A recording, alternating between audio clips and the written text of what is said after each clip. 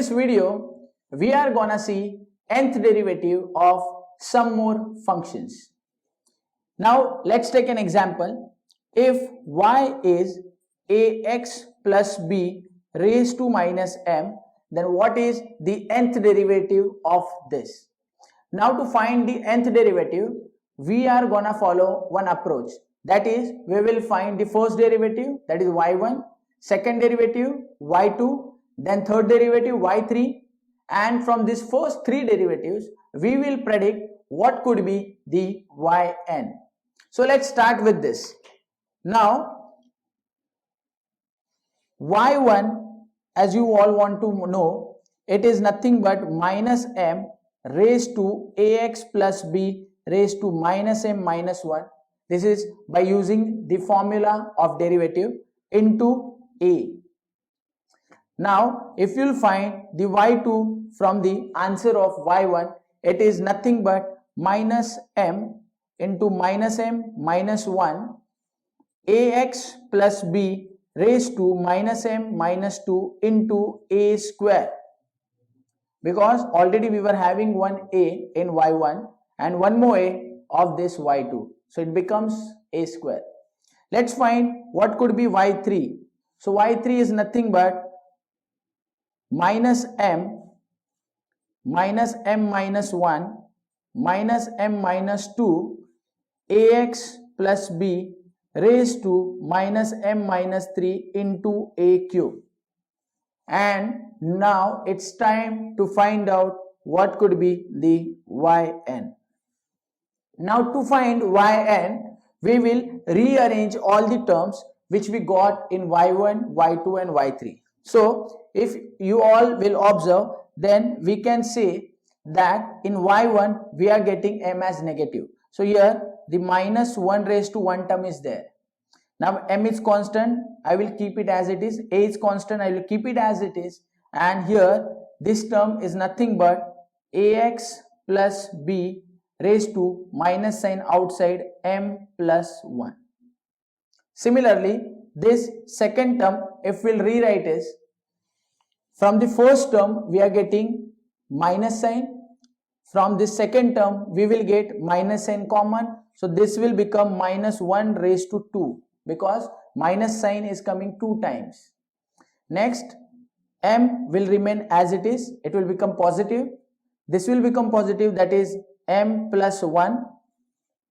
This a square will remain as it is, and here we will get ax plus b raised to, by taking minus sign outside, we will get m plus 2 in bracket. Similarly, we will rewrite the third term. Now in the third term, we will get 3 negative signs, one from this minus m, one from this minus m minus 1, and one from minus m minus 2. So I will rewrite this as minus 1 raised to 3. Rewrite the terms, that is m positive, m plus 1 positive, m plus 2 positive.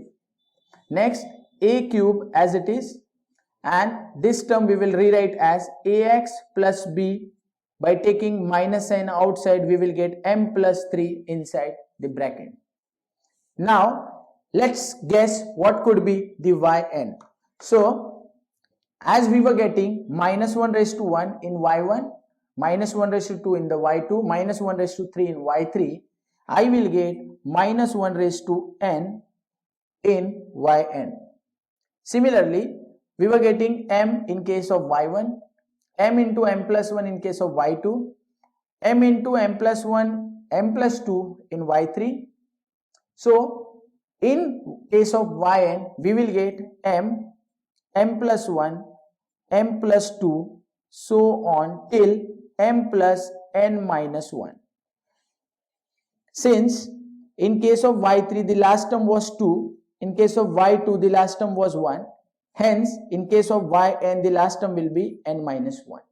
Next, in case of y1 we were getting a raised to 1, in case of y2 we were getting a square, in case of y3 we were getting a cube, hence in case of yn we will get a raised to n.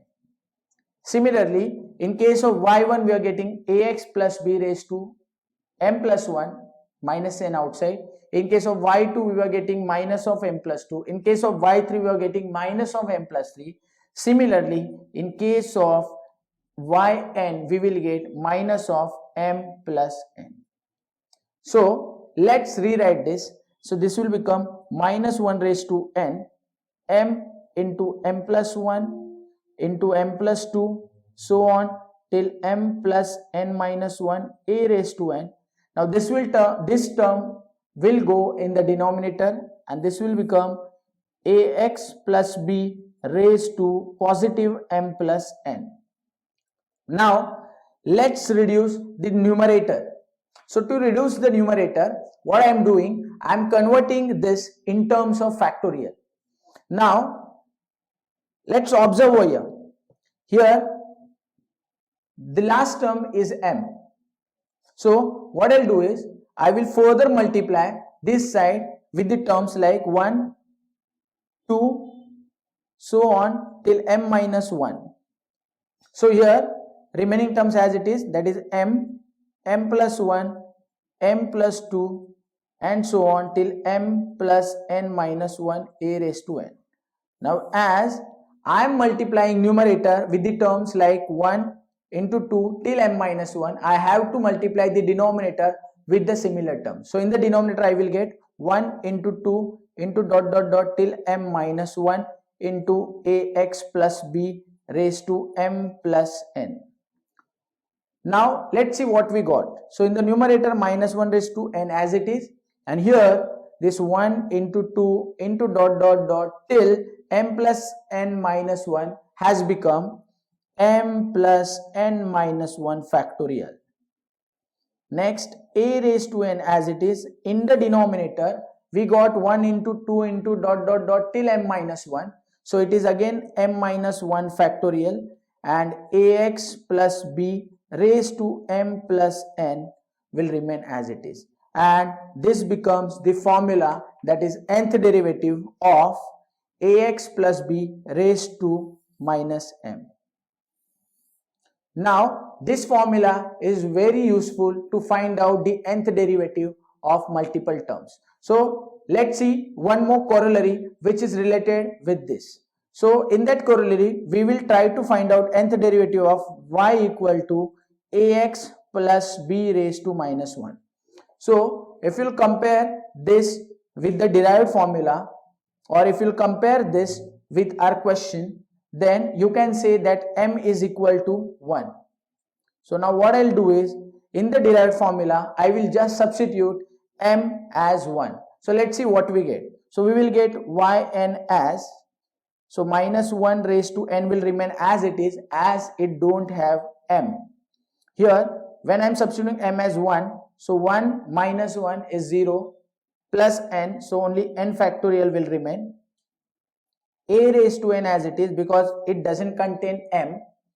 In the denominator 1 minus 1 0, and we all know that 0 factorial is 1. Next, ax plus b raised to n plus m, m is 1, so this will become n plus 1, and this becomes one more formula for nth derivative of y equal to ax plus b raised to minus 1, or y equal to 1 upon ax plus b. So these formulas are very useful to find out the nth derivative of algebraic functions, but we'll see it in the later part.